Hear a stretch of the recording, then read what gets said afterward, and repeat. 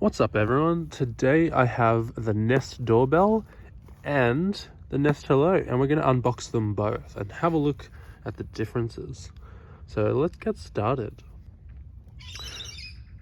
So on the Nest Doorbell, it talks about the specs and what's included here. And we got some photos, what it looks like when it's working. I think this is a little bit deceiving, 24/7 live view, because it's not 24/7 recording. That is kind of true, but I would actually, I don't know. I feel like this is the Nest Hello, and even this doesn't say 24/7, even though it is 24/7 recording, so who knows. Interesting though that they like to use delivery people on the box. Anyway, what else have we got? We got the specs. All right, so this is the Nest Doorbell. It's very heavy.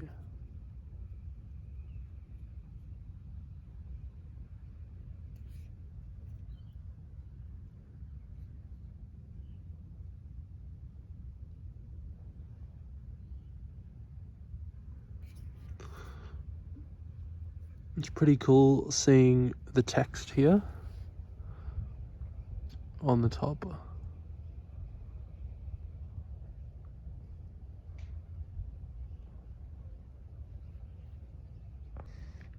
I think this is where the speaker and the microphone is, and at the top here is where you eject the doorbell off the frame on the back here. So also in the box we have a manual, quick start guide. Let's have a look at that. Didn't open as I expected. So, it tells you what's in the box.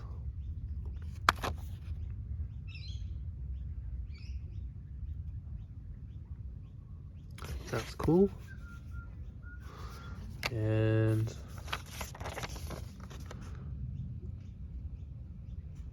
protecting the lens. Didn't realize the rest of it was the lens. My suspicions is the top part is plastic and the bottom is glass, because there's actually a difference. I think one of them, the microphone's there, I believe. I think one of them, maybe they put the IR LEDs in here. You got a sticker for Nest to say that you have a doorbell with a video recording device. And then the safety. Let's have a look at the safety guide. There's a blank page.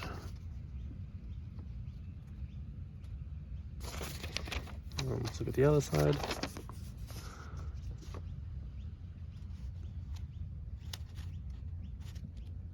Very nice. We also have a power cable for charging. And if you've ever worked at Google, this cable looks very familiar, because it's the same one that they give you on the accessory racks. So I'm assuming it's the same supplier. It also looks like the Pixel ones, so it's nothing too crazy.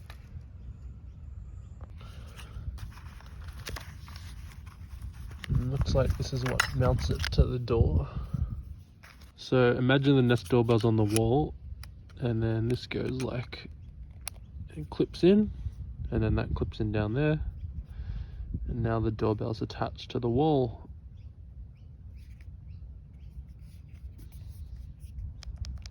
I think you have to plug it in to get it to turn on though.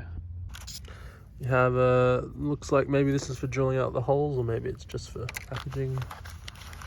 I'm just gonna tip this over. That's the wedge for angling it one way or the other. Pretty cool. Wonder what the dots are for. Who knows? And I'm assuming we have all our screw bits in here. Let's have a look in this little package. So according to the packaging, this is what you use to pop the doorbell off. because once this is on, it's kind of locked on. You can't take it off. So I guess that helps theft. So let's test this out. Pop that in and we'll see what happens.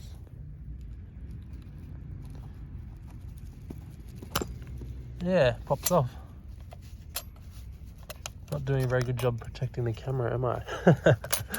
And then, so let's see what this actually does. I think this pushes, yeah, it pushes that in. That's how it works. And here we have some screw bits.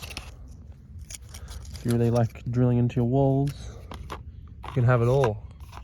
All the drilling action you desire in this box. Guess you need a drill as well.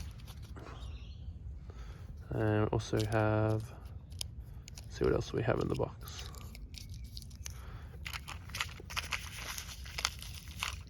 This is useful for connecting the doorbell to your home power. If you have a wired doorbell already, but most people in Australia, I don't think, use that AC doorbell system, so probably not as handy.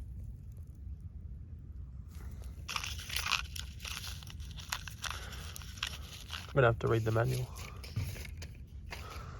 So these are spacers. I guess if you need to space it off the wall, they have sticky stuff on them as well. And these are the wall anchors.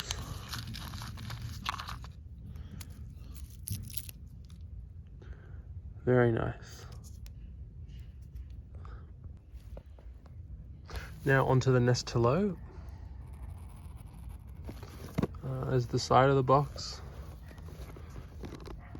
There's the top. And there's more of the side. And here are some of the specs. So you can see that the resolution's a bit higher and the field of view is a bit wider as well. And here's the doorbell in the flesh. It's quite a bit smaller than the new one. Much smaller actually. The lens is a lot smaller as well.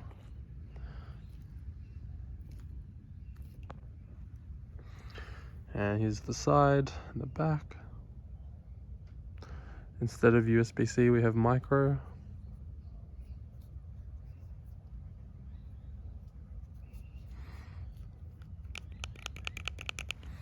Let's test the clickiness. This is this one. Oh, one of his is broken. That's not nice. Look. Yuck. Versus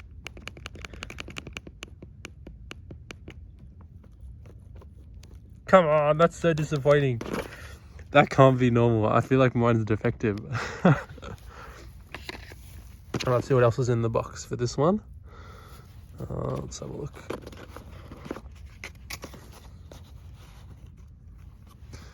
There we have some instruction manuals. Everyone likes them. Let's have a look.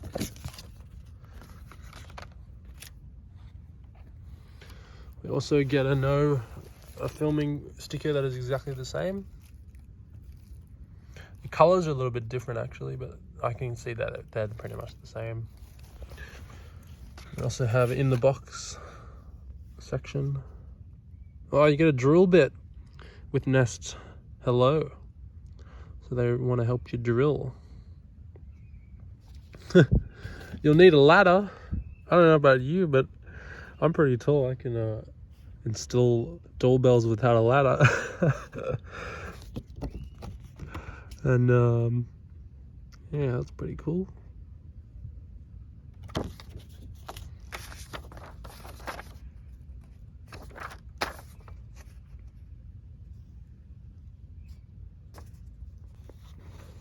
It's the door chime thing. I think you need this to install for some doorbells, but I don't think I'll need it.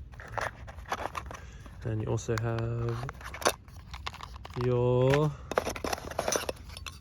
thingy that connects on the back, and your wedge, which on this one I think goes on the back like this. Yeah, it goes like that.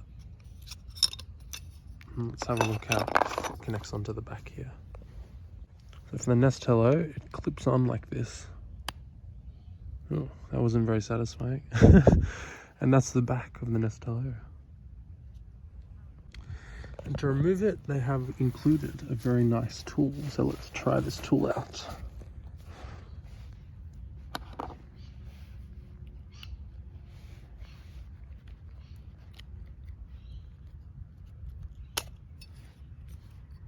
There you go. Pops off.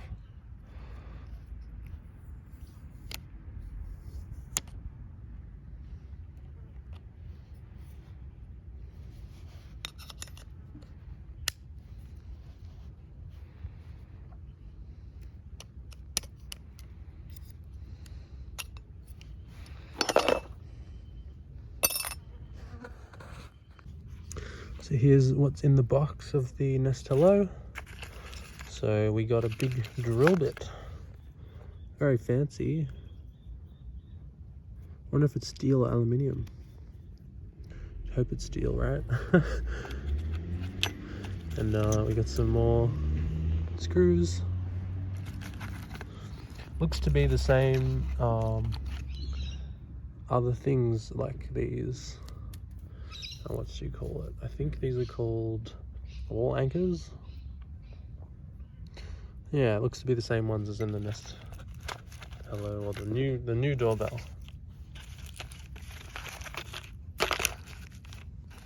Fun fact, Google actually updated the branding. It used to be called Nest, and when they bought the company, they changed it to G.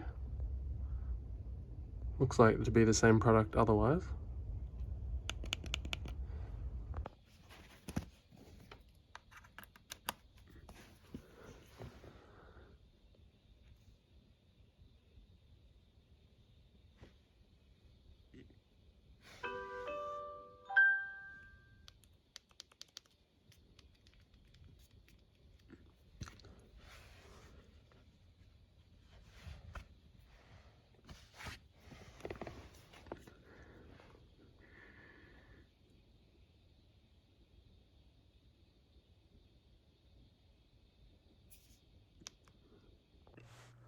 So this is what the setup process is like. You basically go into the Google Home app and you scan the QR code on the back of the doorbell. Then it will take you to the doorbell and get you to continue setting it up. So you agree to terms and conditions, that kind of stuff. Then you can turn on the analytics being sent to Google.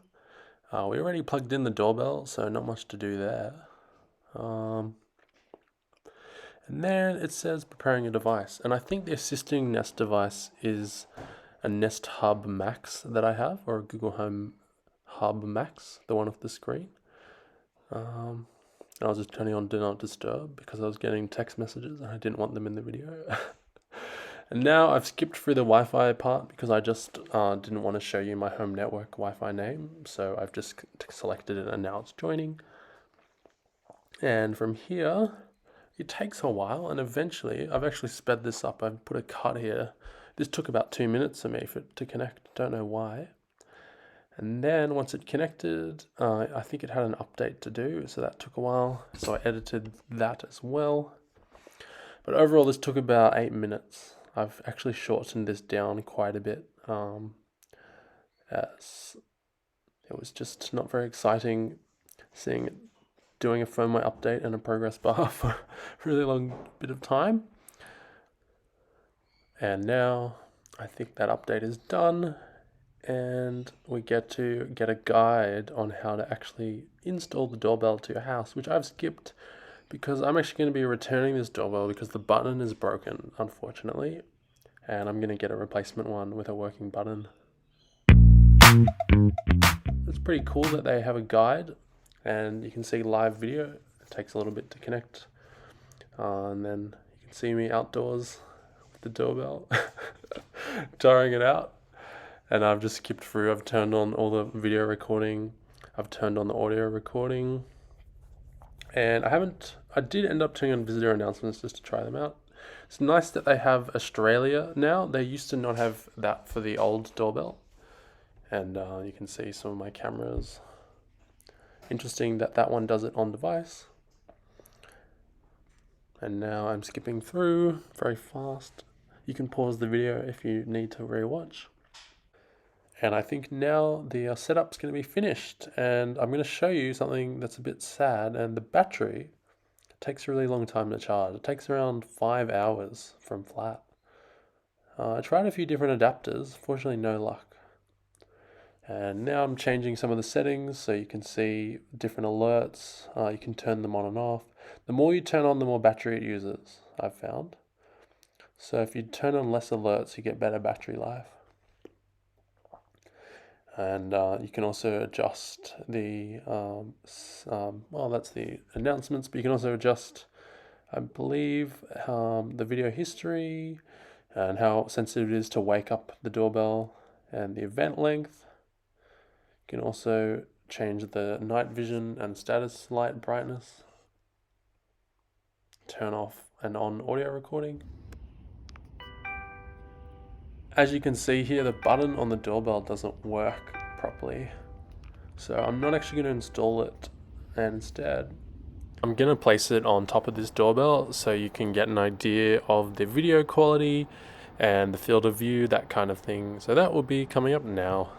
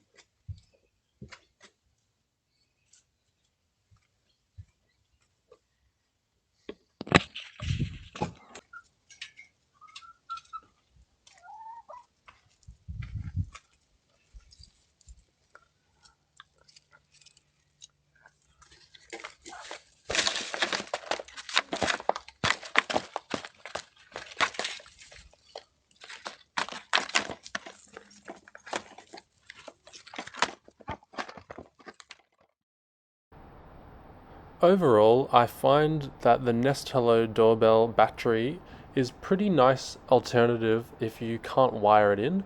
But if you can wire in your doorbell, you're going to be better off with the Nest Hello, as it offers 24/7 event recording, and it doesn't take breaks in between, and the video quality is a bit high quality in my opinion, and you can get it used a lot more cheaply.